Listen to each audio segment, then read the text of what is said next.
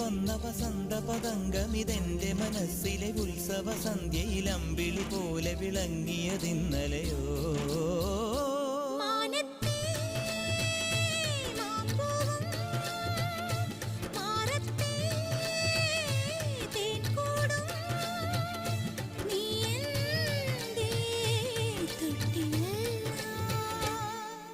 ഒരു മഴപ്പക്ഷി പാടുന്നു, ചെറുമുളം തണ്ട് മൂളുന്നു, മുറിവെഴും നെഞ്ചുമായി രാവിൽ. ഒരു നേർത്ത തിന്നലതു കേട്ടില്ല സഖിമൂക സന്ധ്യയുടെ ഗാനം.